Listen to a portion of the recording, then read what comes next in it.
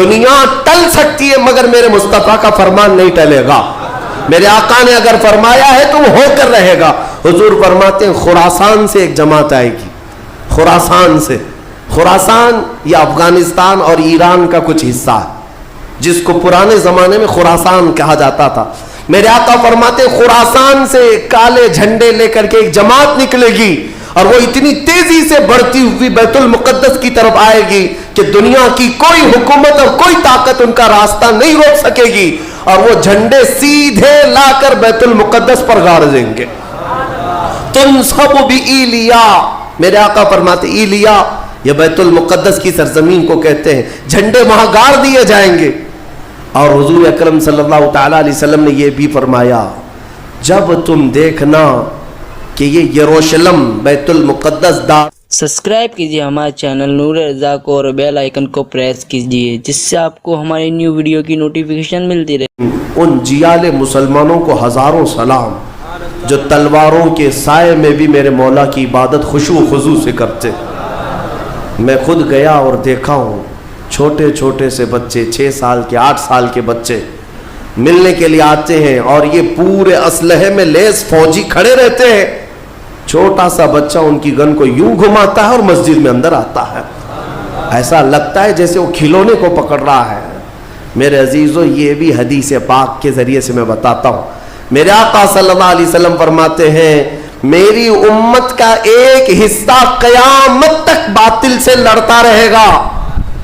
قیامت تک باطل سے لڑتا رہے گا اور ان کی مخالفت کرنے والوں کا ان پر کچھ بھی اثر نہیں ہوگا, اور دنیا میں کوئی بلا بھی پھیلے تو اس جماعت پر کچھ اثر نہیں ہوگا. صحابہ نے پوچھا یا رسول اللہ آپ کی امت کا وہ حصہ کون ہے؟ میرے آقا فرماتے ہیں بیت المقدس کے آس پاس رہنے والے مومنین کی جماعت ہے. ان کی فضیلت میں میرے آقا نے فرمایا قیامت تک لڑتے رہیں گے, قیامت تک, اور ان کی خلاف کرنے والوں کا ان پر کچھ بھی اثر نہیں ہوگا. اور ہم دیکھ رہے ہیں ارے بڑی بڑی عمارتیں ایک بم سے گرا دیا, دوسرے دن ان کے آس پاس ان کی گاڑیاں بھی چل رہی ہیں, دکانیں بھی چل رہی ہیں, بازار بھی چل رہا ہے. کل رات کو فائرنگ ہوئی, 50 لوگ بیت المقدس سے اٹھا کر کے لاشیں لے گئے.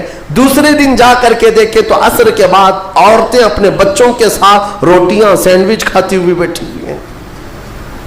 مطلب یہ ہے کہ نہ موت کا ان کے اندر خوف ہے, نہ ظالموں کے تسلط کا ڈر ہے. ہاں یہ بھی اللہ تعالیٰ کی طرف سے ہوتا ہے کہ مولا جب کسی کا دل کشادہ کرے تو بڑے بڑے پہاڑوں سے بھی انہیں ڈر نہیں لگتا. اور ایک حدیث میرے آقا صلی اللہ علیہ وسلم نے فرمایا کہ سید البقاع بیت المقدس سید الصخرۃ صخرۃ بیت المقدس. حضور نے فرمایا پوری روئے زمین کا سردار جو حصہ ہے وہ بیت المقدس کا حصہ, سردار حصہ. اور گنبدوں میں اگر سردار گنبد ہے تو بیت المقدس کا گنبد ہے, یہ میرے آقا نے فرمایا. اور حضور فرماتے ہیں تم دیکھنا کہ اخیر زمانے میں سارے لوگ اس زمین کی طرف ہجرت کر جائیں گے. جب ایسی ہجرت کا وقت آ جائے حضور فرماتے ہیں فَلْزَمْهُمْ, تم لازم پکڑ لینا اس جماعت کے ساتھ چلے جانا, کیونکہ خیر پوری دنیا میں صرف وہی ہوگا اور کہیں نہیں ہوگا. اور آج جو حالات دیکھ رہے نا, یہودیوں کا تسلط ہے, ان کا قبضہ ہے. میرے عزیزو چند دنوں کی بات ہے, میں قرآن سے اور حدیث سے وقت ہوتا تو میں آج چونکہ یہ جمعۃ الوداع ہے اور یوم قدس کے نام سے پوری دنیا آج منا رہی ہے, اس لیے میں نے تمہارے سامنے یہ باتیں رکھی ہیں. بیت المقدس کیا ہے؟ بیت المقدس کے بارے میں میرے آقا صلی اللہ علیہ وسلم نے فرمایا یہ ہمیشہ بھی یہودیوں کے تسلط میں نہیں جائے گا. یہ میرا یقین ہے, دنیا ٹل سکتی ہے مگر میرے مصطفیٰ کا فرمان نہیں ٹلے گا. میرے آقا نے اگر فرمایا ہے تو وہ ہو کر رہے گا. حضور فرماتے ہیں خراسان سے ایک جماعت آئے گی. خراسان سے.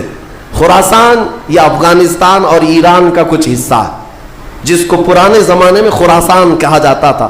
میرے آقا فرماتے ہیں خراسان سے کالے جھنڈے لے کر کے ایک جماعت نکلے گی اور وہ اتنی تیزی سے بڑھتی ہوئی بیت المقدس کی طرف آئے گی کہ دنیا کی کوئی حکومت اور کوئی طاقت ان کا راستہ نہیں روک سکے گی, اور وہ جھنڈے سیدھے لا کر بیت المقدس پر گاڑ دیں گے.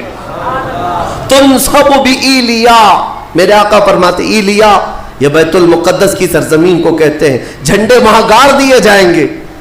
اور حضور اکرم صلی اللہ تعالیٰ علیہ وسلم نے یہ بھی فرمایا جب تم دیکھنا کہ یہ یروشلم بیت المقدس دار الخلافہ بن جائے، دار الخلافہ کا مطلب راجدھانی، حکومت کرنے کی جگہ بن جائے، میرے آقا صلی اللہ علیہ وسلم فرماتے ہیں فقط دنت الزلازل والبلایا والامور، حضور فرماتے ہیں تو پھر دیکھنا بڑے بڑے زلزلے آئیں گے دنیا میں، جب یروشلم کو راجدھانی بنا دیا جائے دار الخلافہ، بڑے بڑے زلزلے آئیں گے دنیا میں، والبلایا، اور بہت ساری بلائیں پھیلیں گی پوری دنیا میں، یہ وائرس یہ کنٹینیو آئیں گے، یہ مت سمجھنا کورونا چلا گیا، ہاں یہ سب اب کنٹینیو آنے والی ہیں بلائیں، پوری دنیا میں بلائیں پھیل جائیں گی اور اتنے بڑے بڑے معاملات ہوں گے جن کو تمہارے کانوں نے سنا نہیں ہوگا، حضور نے فرمایا۔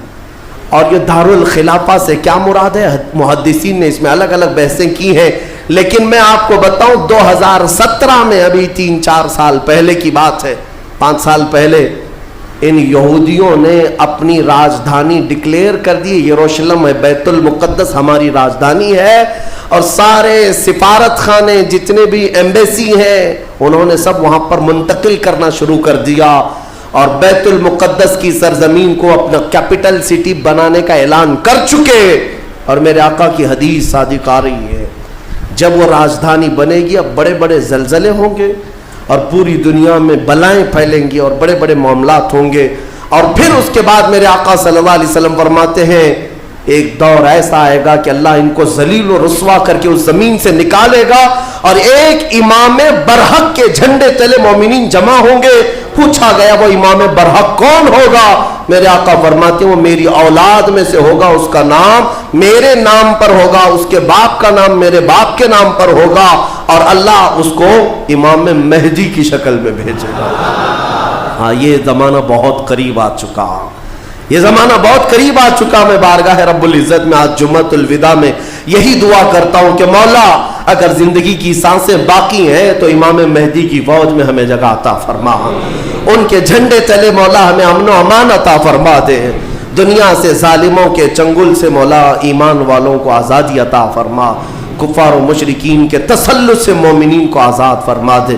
اے رب ذوالجلال احسن الخالقین، اس ماہ مبارک میں اگر تو ہمیں مولا ان راتوں میں ان دنوں میں عبادتوں کو قبول کیا اور بھیک میں کچھ دے تو مولا صرف اتنا دے دے کہ پوری امت کو مولا خیر و عافیت عطا کر دے، کھوئی ہوئی عزت و وقار عطا فرما دے، ہمارے ناحق قید کیے ہوئے بچوں کو مولا آزادی عطا فرما دے، بے قصور جیلوں میں بند ہمارے بچوں کو مولا آزادی عطا فرما دے۔